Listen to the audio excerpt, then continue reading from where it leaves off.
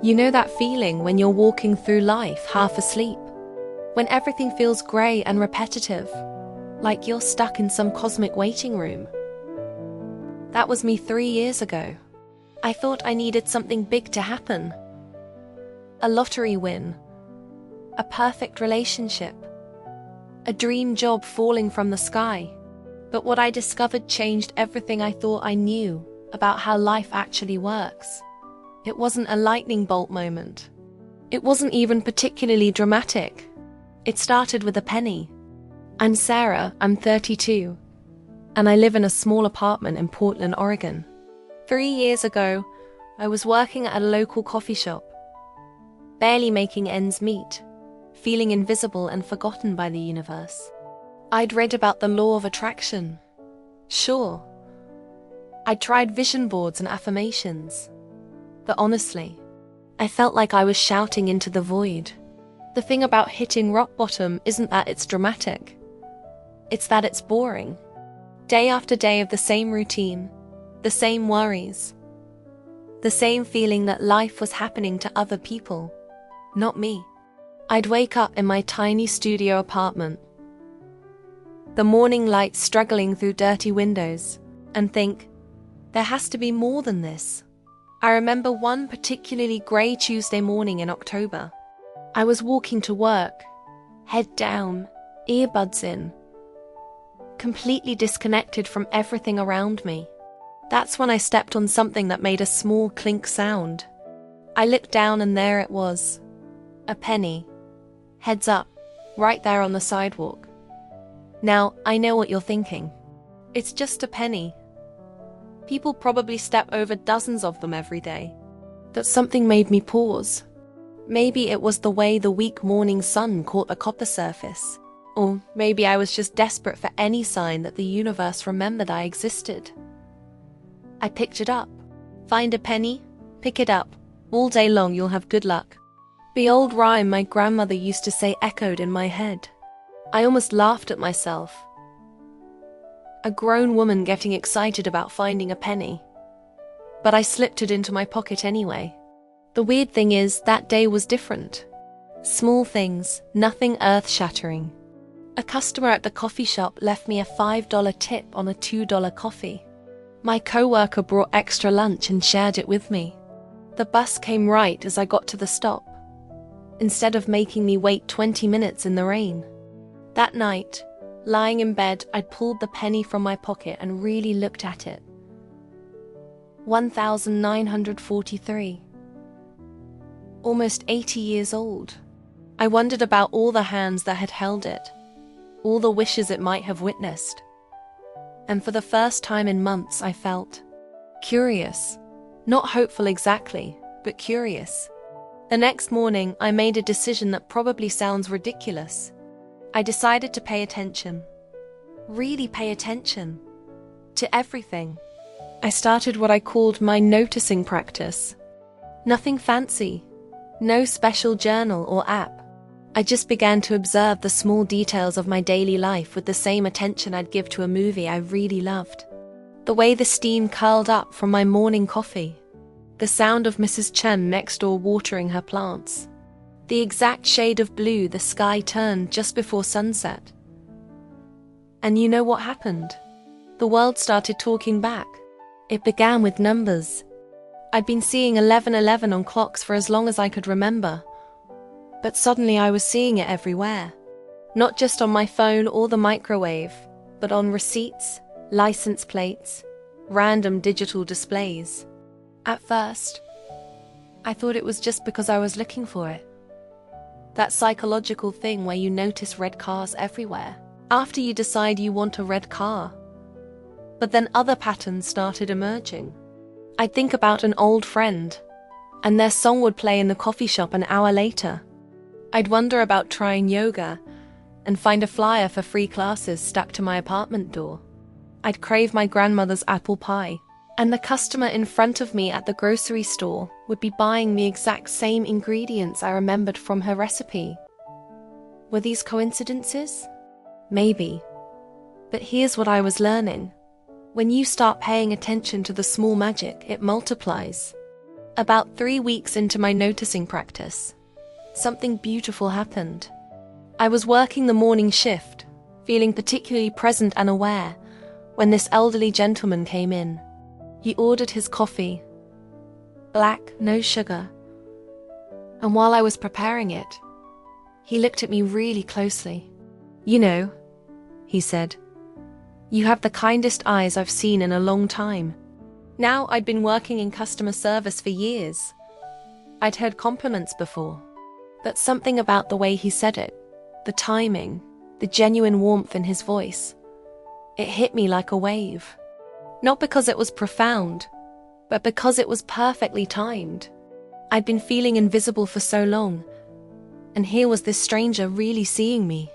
As he left, he said, "Keep shining, dear. The world needs more light like yours." I almost cried right there behind the espresso machine. Not because of what he said, but because I realized something profound was happening. By choosing to notice the world around me, I was becoming more noticeable myself. By paying attention to beauty, I was becoming more beautiful, not physically, but energetically. That night, I did something I hadn't done in years. I called my mum. "Mum," I said, "I think I'm starting to understand something important." She listened as I told her about the penny, the numbers, the small synchronicities that were becoming impossible to ignore. Instead of dismissing it, she was quiet for a long moment. "Your grandmother always said the universe whispers before it shouts," she finally said. "Maybe you're finally learning to hear the whispers." This conversation with my mum opened something in me. I realized I'd been waiting for the universe to send me a billboard with my name on it, when it had been sending me love notes all along. I just hadn't been reading them. I started keeping track, not obsessively, just gently noting the small synchronicities. The way I'd run into exactly the right person at exactly the right moment. How I'd find the book I needed on a park bench. The way solutions to problems would present themselves in the most unexpected ways. Like the time I was worried about my rent going up. I wasn't freaking out, but it was definitely on my mind. 2 days later, I was wiping down tables at the coffee shop when I overheard 2 women talking. One was a property manager, and she was telling her friend about a beautiful studio apartment in my neighborhood that was about to become available for exactly what I was currently paying. I looked up from wiping the table and smiled at them. "Excuse me," I said. I couldn't help but overhear. "I'm actually looking for a new place." 3 weeks later, I was moving into an apartment with twice the space, better light, and a little balcony where I could watch the sunset. Not because I manifested it through force of will, but because I was present enough to recognize the opportunity when it appeared. But here's where the story gets really interesting. As these small synchronicities kept happening, I started to change from the inside out. I wasn't the same person who'd found that penny 3 months earlier. I was more present, more grateful, more connected to the flow of life around me. And people started noticing. My coworker Jake, who I'd worked with for over a year, suddenly started really talking to me.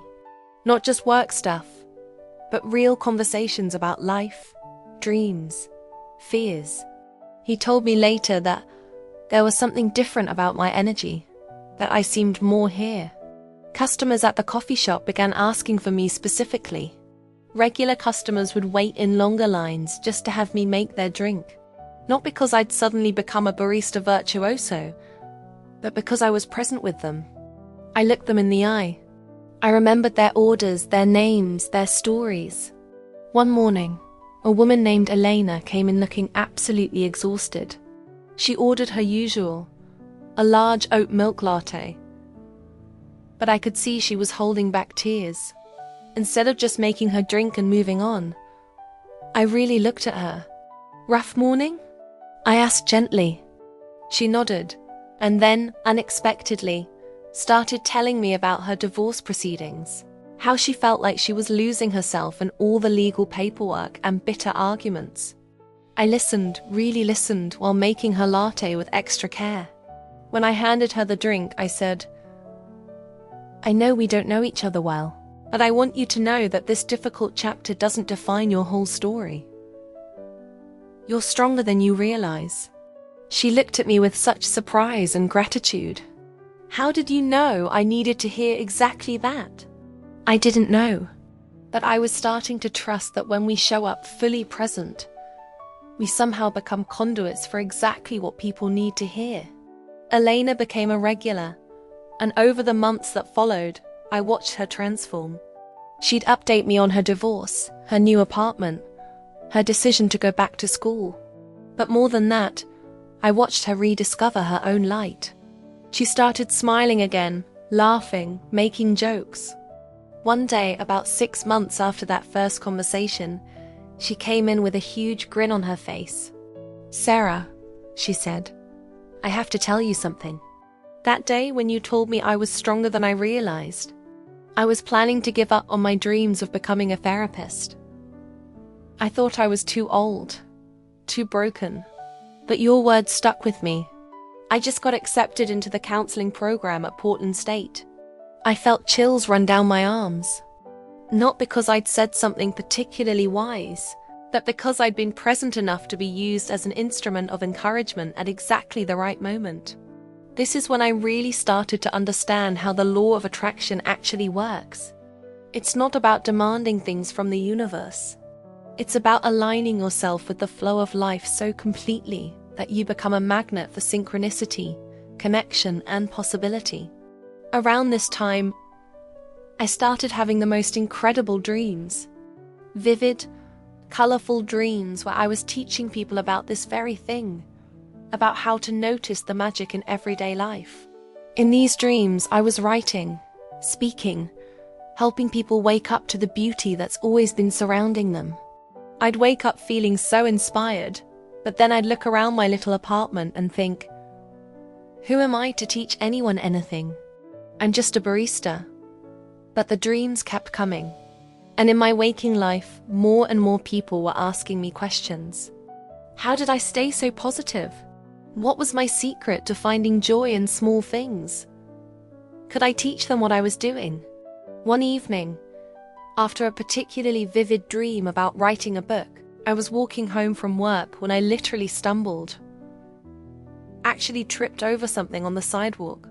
When I looked down to see what had nearly sent me sprawling, it was a notebook, a beautiful leather-bound journal that someone had dropped. I looked around for the owner, but the street was empty. I picked it up and opened the front cover, looking for a name or phone number. Instead, I found these words written in elegant handwriting. For the stories that need to be told. The rest of the pages were blank. I stood there on the empty sidewalk, holding this journal, and I felt that familiar tingle of recognition. The universe was whispering again. That night, I started writing. Not about manifestation or the law of attraction in any technical sense, but about the art of noticing. About how paying attention to small synchronicities had transformed my entire experience of being alive. I wrote about the penny, about the numbers, about Elena and the elderly gentleman with kind words. I wrote about how presence is the greatest gift we can give ourselves and others. I wrote about how magic isn't something we have to create. It's something we have to notice. 3 months later, I had filled that entire journal. Stories, observations, gentle practices for becoming more aware of the constant communication between our inner world and our outer experience. I wasn't sure what to do with all this writing, but I kept feeling nudged to share it somehow. The nudge got stronger when people kept asking me about my secret. Finally, I decided to start a small blog. Nothing fancy, just a simple website where I could share some of these stories and ideas. I called it The Art of Noticing. I published my first post on a Sunday evening, shared it with about 12 people on social media, and honestly didn't expect much. When I woke up Monday morning, I had 40 comments and dozens of shares. People were saying things like, "This is exactly what I needed to read today," and "You put words to something I've been feeling but couldn't explain." Over the next few months, the blog grew organically, not through any marketing strategy, but through word of mouth, through the same kind of synchronicity that had been guiding my life. People who needed to read these stories somehow found them. I started receiving emails from readers all over the world. A woman in Tokyo wrote about how my story about the found journal inspired her to start painting again after a 20-year hiatus. A man in Brazil shared how practicing the art of noticing helped him rebuild his relationship with his teenage daughter. A teacher in Ohio told me she was using some of my ideas to help her 4th grade students develop gratitude practices. But here's the most beautiful part. As I was helping others notice the magic in their lives, my own life kept expanding in the most unexpected ways. The coffee shop where I worked partnered with a local bookstore to host author readings. When they needed someone to organize and host these events, they asked me. Not because of my blog, they didn't even know about it yet, but because they'd noticed how good I was at connecting with people, at making them feel heard and valued. Hosting those author events opened up a whole new world. I met writers, poets, local artists. I learned about the creative community in Portland that I'd never known existed, even though I'd lived here for years. One evening, after a particularly beautiful poetry reading, a woman approached me. Her name was Diana, and she ran a small retreat center about an hour outside the city. She'd been watching how I facilitated the evening, how I introduced each poet, how I helped create a space where people felt safe to share vulnerable art. "Would you be interested in leading a workshop at our center?" she asked. "About presence, about connection. I can tell you have a gift for helping people feel seen." My immediate reaction was panic. Me? Lead a workshop? I was still just figuring this all out myself. But then I remembered the dreams, the journal, the blog, the way opportunities kept presenting themselves when I was paying attention. "What kind of workshop?" I asked. "Something about what you do naturally. Helping people connect with themselves and each other. Maybe call it the art of noticing." I felt that familiar tingle of recognition. She had said the exact name of my blog, which I'd never mentioned to her. 2 months later, I was standing in front of 12 strangers in a beautiful room overlooking a forest, about to lead my first workshop. I was terrified and exhilarated at the same time. "Hi everyone," I began, my voice shaking slightly. 3 years ago, I found a penny on the sidewalk, and it changed my life. Not because of the penny itself, but because it taught me to pay attention. For the next 4 hours, I shared everything I'd learned about noticing synchronicities, being present and allowing life to unfold through us instead of trying to force it to happen to us.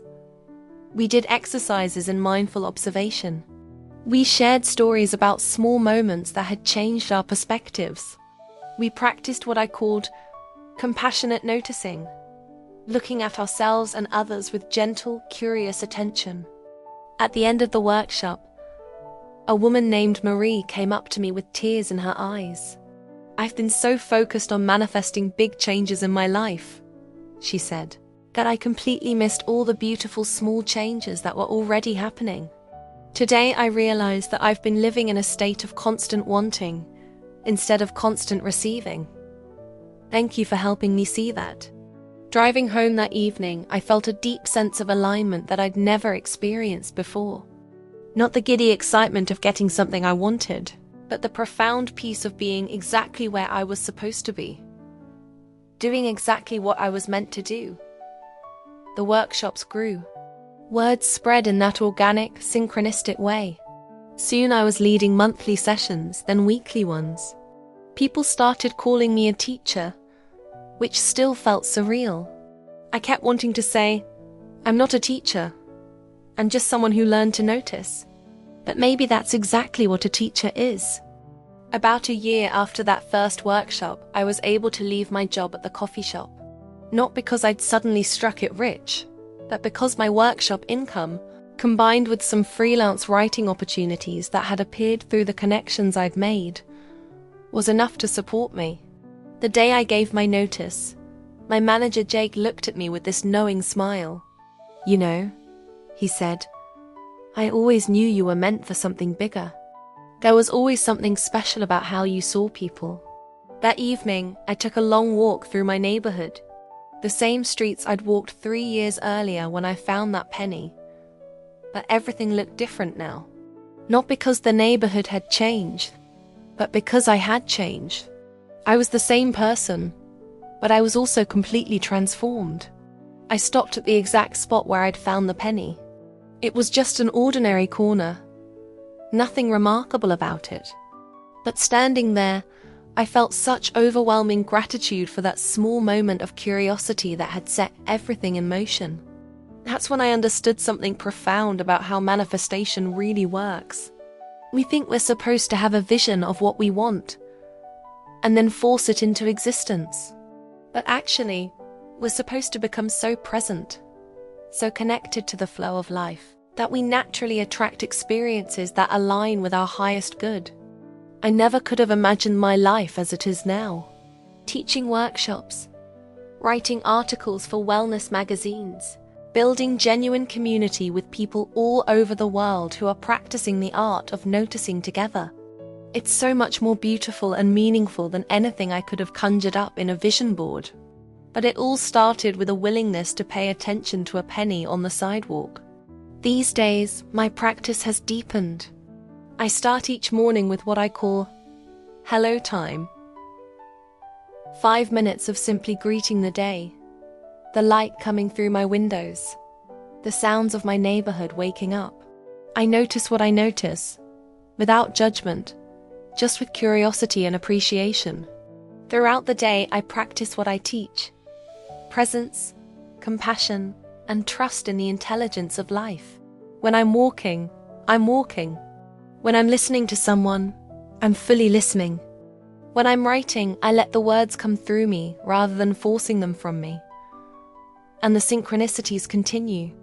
Just last week, I was wondering about expanding my work to include online workshops for people who can't attend in person. 2 days later, I received an email from a woman in Australia who had found my blog and was asking if I offered virtual sessions. The penny is still with me, though it's worn smooth now from being carried in my pocket all these years. Sometimes people at workshops notice me touching it while I'm talking, and they ask about it. When I tell them the story, they often laugh at first. The idea that finding a penny could change someone's life seems almost absurd. But then they get quiet, and I can see them thinking about their own small moments, their own overlooked synchronicities. And I watch their faces change as they realize that they too have been receiving messages from the universe all along. They just haven't been reading them. The most beautiful thing about this work is watching people light up when they recognize their own magic, when they realize that they're not separate from the intelligence that moves the stars and grows the trees. They're part of it. They're expressions of it. A few months ago, I was leading a workshop when a woman shared something that brought tears to my eyes. She said, "For years, I've been praying for my life to change. But now I realize that life has been answering my prayers all along. I just wasn't fluent in the language it was using." That's it exactly. Life is always responding to us, always in conversation with us. But the conversation happens in the language of synchronicity, of small signs, of gentle nudges, of doors opening just when we're ready to walk through them. We're so busy looking for the dramatic intervention, the loud voice from the heavens, that we miss the quiet magic happening all around us, all the time. My life now is not perfect. I still have challenges, fears, moments of doubt. But I'm never alone in them, because I know I'm part of something larger, something intelligent and benevolent that's always guiding me toward my highest good. Just yesterday, I was feeling uncertain about a decision I need to make about expanding my workshop offerings. As I was walking to get coffee, wondering if I should take this particular leap, I looked down and there it was, another penny, heads up, right there on the sidewalk. I laughed out loud as I picked it up. "Okay, universe," I said. "I'm listening." Some people might say it's just coincidence, that pennies are everywhere, that our brains are wired to find patterns even where none exist. And maybe they're right. But I've learned that it doesn't matter whether the magic is real, in some objective sense. What matters is what happens when we choose to believe in it, when we choose to participate in the conversation, when we choose to trust that we're supported and guided and loved beyond our understanding. What matters is how this belief transforms us from victims of circumstance into conscious participants in the creation of our experience. What matters is the peace that comes from knowing we're not alone, we're not forgotten, and we're not responsible for figuring everything out by ourselves. 3 years ago, I thought I needed a miracle. I was wrong. I needed to learn to recognize that I was already surrounded by miracles. I needed to develop the eyes to see them, the ears to hear them, the heart to receive them. The universe has been loving us all along. It's been guiding us, supporting us, conspiring on our behalf. We just need to learn to notice. And it all starts with paying attention. To the pennies on the sidewalk, to the stranger's kind words, to the book that falls off the shelf, to the song that plays at exactly the right moment, to the feeling in your chest when something resonates as true. It starts with choosing to believe that you matter, that your life has meaning, that you're part of something beautiful and intelligent and loving. It starts with the radical act of noticing. If you're feeling disconnected, if you're waiting for your life to begin, if you're wondering where your miracles are, they're already here. They're in your morning coffee and your evening walk, in the smile of a stranger and the hug of a friend, in the way the light falls through your window and the way your breath feels in your body. Your life is already full of magic. You just need to learn the art of noticing it. Start today. Start now. Pay attention to this moment, this breath, this heartbeat. Notice what you notice. Trust what you feel. Follow what calls to you. The universe is always whispering. The question is, are you listening? If this story resonates with you, if you've experienced your own small synchronicities that felt like messages from the universe, I want to hear about them. Comment below and share one small moment of magic from your own life. It could be finding something you needed at exactly the right time, meeting someone who said exactly what you needed to hear, or simply noticing a pattern that felt meaningful to you. And if you believe, like I do, that we're all connected by an intelligence that's always guiding us toward our highest good, if you trust that your life is unfolding perfectly, even when it doesn't feel like it, if you're ready to start noticing the magic that's already surrounding you, comment below with these 3 words: I am listening.